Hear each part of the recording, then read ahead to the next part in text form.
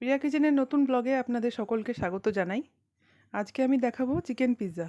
এর আগে ভেজ আর পনির পিৎজা দেখিয়ে দিয়েছি। আজকে দেখাবো চিকেন পিৎজা। দেখুন, পিৎজাটা হওয়ার পর ঠিক এরকম দেখতে লাগবে।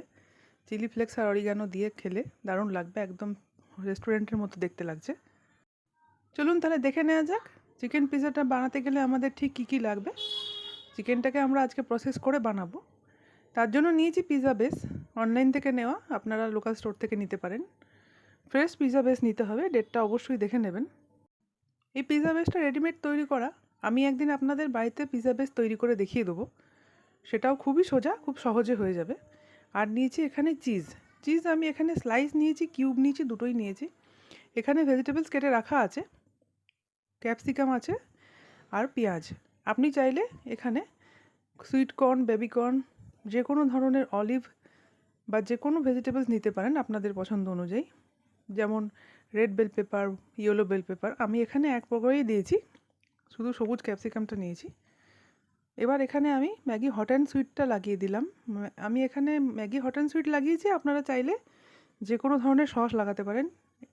এটা হচ্ছে চিকেনের ব্রেস্ট পিসগুলো নিয়ে আমি ধুয়ে গরম জলে রেখে দিয়েছি। এগুলোকে আমি ছোটো ছোটো টুকরো করে নেবো। ছোটো পিস করে নিয়েছি, এতে আমি ভিনিগার দেবো। এটা হচ্ছে হোয়াইট ভিনিগার, এক ঢাকা আমি এই ছোটো ছোটো পিসগুলোতে দিয়ে দেবো।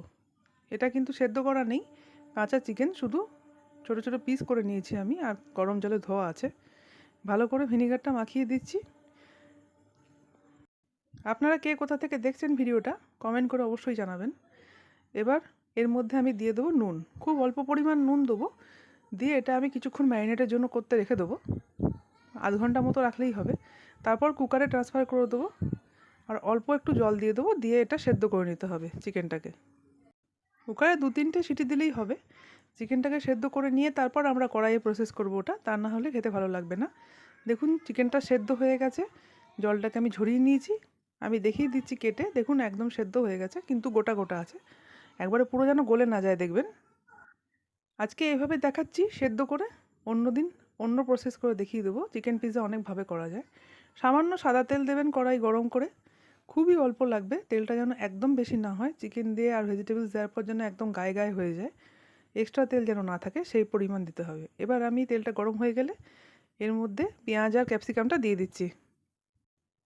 পেঁয়াজ ক্যাপসিকামটা দিয়ে নাড়তে হবে, একটু ক্রাঞ্চিনেসটা থাকবে, সেই অবস্থাতেই আমি চিকেনটা দিয়ে দেবো। একবারে কিন্তু গলে না যায়, হালকা একটু মজে যাবে, সেই অবস্থায় কিন্তু চিকেনটা দিয়ে দিতে হবে।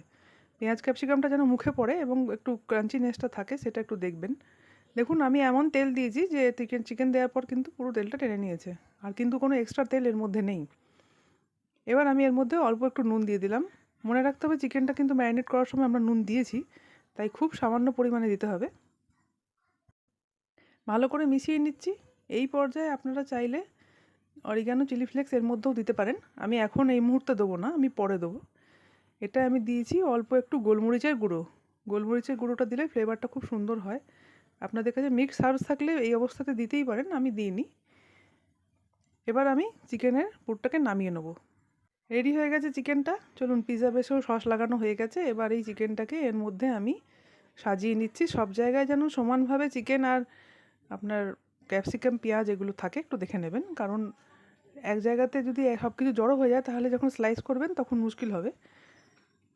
পেঁয়াজ, ক্যাপসিকাম, চিকেন সব জায়গাতে সমানভাবে আমি ছড়িয়ে নেব। একদম সাইডে দেবেন না, তখন চিজটা মেল্ট হলে তখন অসুবিধা হয়ে যাবে, একদম গড়িয়ে পড়ে যাবে, স্লাইস করতে গেলেও প্রবলেম হবে। আমি যেভাবে দিচ্ছি সেভাবেই দেখে দিয়ে দেবেন।